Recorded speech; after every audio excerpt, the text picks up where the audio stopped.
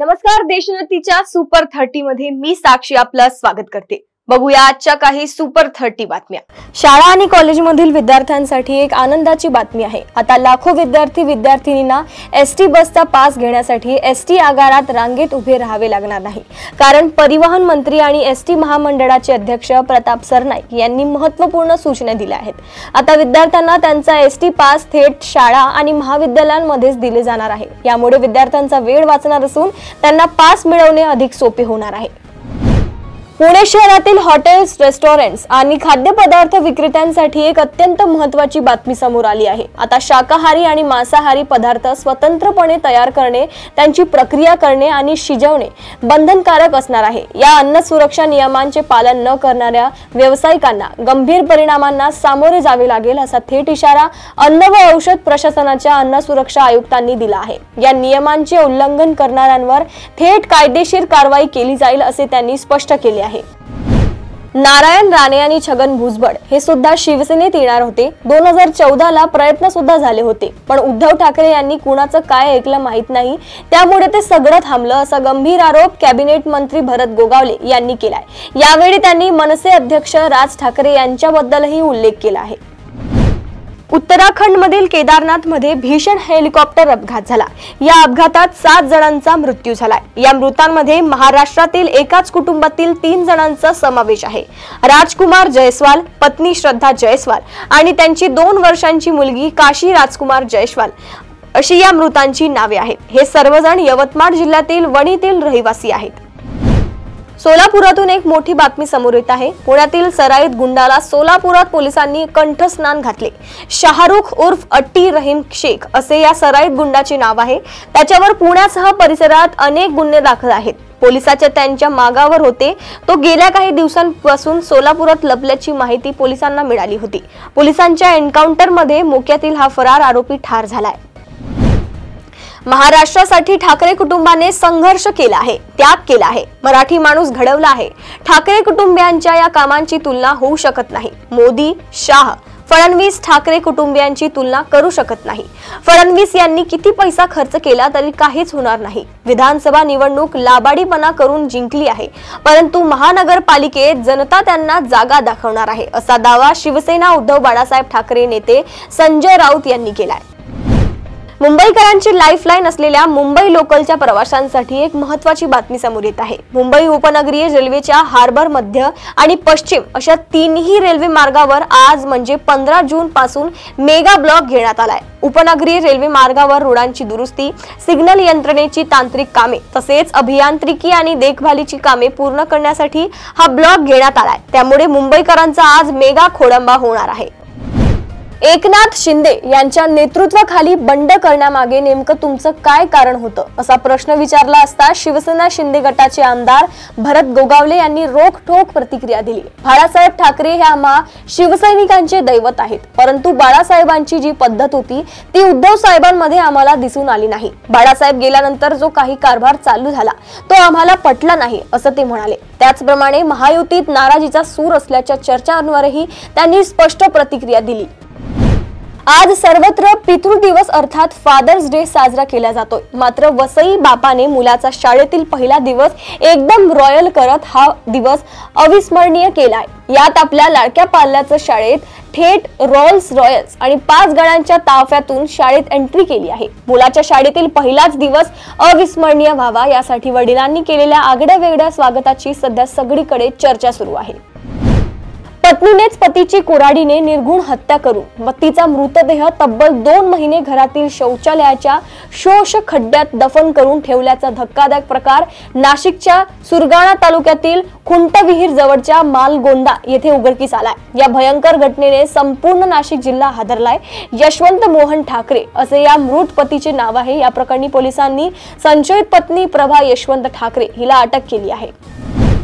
संतोष देशमुख हत्या प्रकरणातील फरार असलेला आरोपी कृष्णा आंधळे याला तात्काळ अटक करावी, यासह जेरबंद असलेल्या आरोपींना मदत आणि रसद पुरवणाऱ्यांची नावे जाहीर करावीत, त्यांच्यावर गुन्हा दाखल करावा, यासाठी उद्या म्हणजेच सोमवार 16 जून रोजी आंदोलन करण्यात येणार होतं। मात्र वैभवी देशमुख आणि धनंजय देशमुख यांचे हे ठिय्या आंदोलन तुर्तास स्थगित करण्यात आल्याची माहिती समोर येत आहे।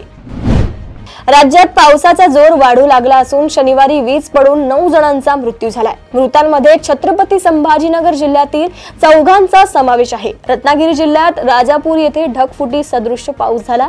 छत्रपती संभाजीनगर जिल्ह्यात वीज पडून 2 सख्या भावांसह 4 जणांचा मृत्यू झाला असून 7 जण भाजले आहेत। सत्तांतर होऊन महापालिकेत भाजपची सत्ता आली त्यानंतर मागील 3 वर्षापासून प्रशासकीय राज सुरू आहे। या 8 वर्षांच्या काळात महापालिकेच्या हद्दही 2 वेळा वाढली। अनेक मोठे प्रकल्प हाती घेतले, काही प्रकल्प कार्यान्वित झाले तर काहींची कामे सुरू आहेत। असे असले तरी प्रकल्प व हद्दवाढीच्या धामधुमीत स्थानिक प्रश्न आणि मूलभूत सुविधांकडे मात्र सत्ताधारी आणि प्रशासनाचेही दुर्लक्ष झाल्याचे पाहायला मिळते। या काळात ना नवीन रस्ते झाले ना नवीन कचरा प्रकल्प, सर्व परिस्थितीत जैसे थे राहिले आहे। कोल्हार-घोटी राज्यमार्गावर संगमनेर मधील कोकण गावजवळ स्लीपर कोच ट्रॅव्हल्स आणि आंब्याने भरलेल्या ट्रकची समोरासमोर धडक होऊन भीषण अपघात झाला। या अपघातात 3 जणांचा मृत्यू झाला असून 6 ते 7 जण गंभीर जखमी झाले आहेत। आज रविवारी सकाळी 7च्या सुमारास ही दुर्दैवी घटना घडली। आज नागपूरच्या रेशीमबाग येथील राष्ट्रीय स्वयंसेवक संघाच्या मुख्यालयात भाजप आणि संघाची महत्त्वपूर्ण समन्वय बैठक पार पडली।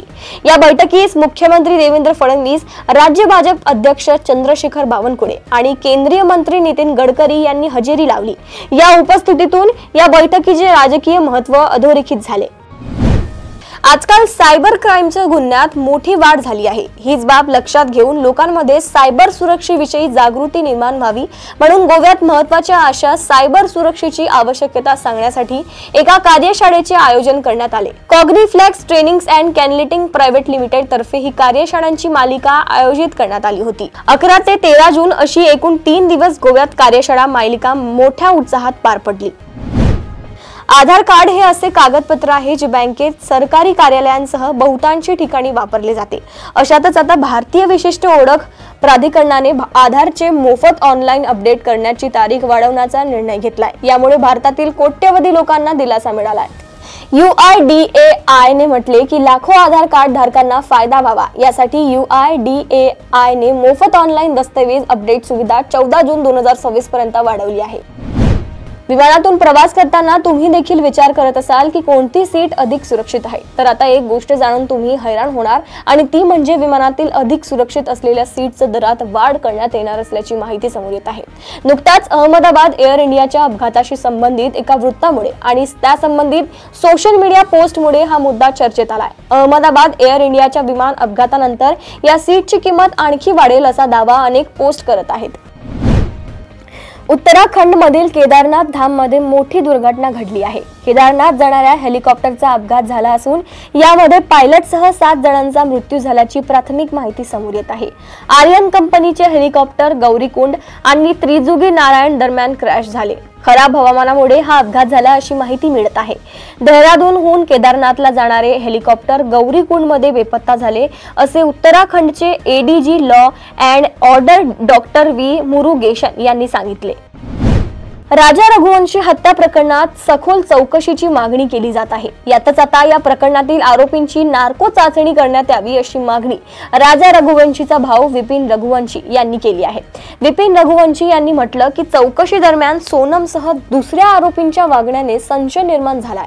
सोनम आणि राजा ज्या पद्धतीने पोलिसांना दिशाभूल करत आहेत ते धक्कादायक आहे, पण एकदा नार्को चाचणी झाली की सोनम किती खोटं बोलत आहे हे उघड होईल असं विपिन रघुवंशी यांनी म्हटलं आहे। अमेरिकेचे राष्ट्राध्यक्ष डोनाल्ड ट्रम्प यांच्या विरोधात अमेरिकेतील विविध शहरांमध्ये निदर्शने झाली।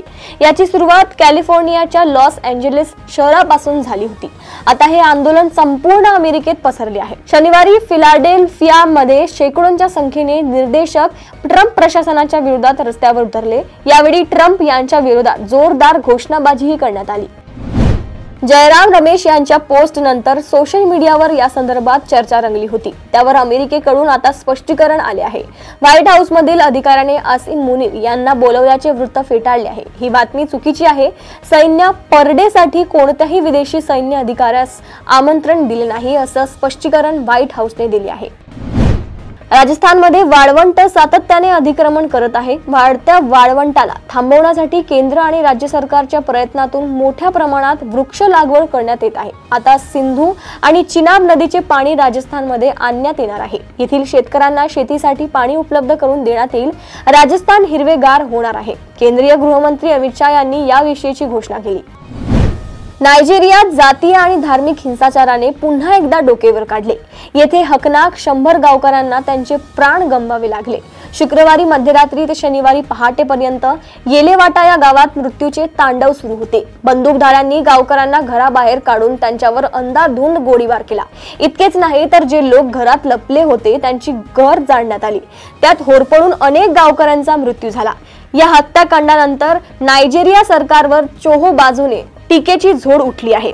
एमनेस्टी इंटरनॅशनल नायजेरियाने शनिवारी 14 जून रोजी भल्या पहाटे घडलेल्या या घटनेची माहिती दिली आहे। अमेरिकेचे राष्ट्राध्यक्ष डोनाल्ड ट्रम्प यांनी त्यांची संपत्ती जाहीर केली आहे। त्यांनी त्यांच्या आर्थिक व्यवहारांची माहिती दिली आहे।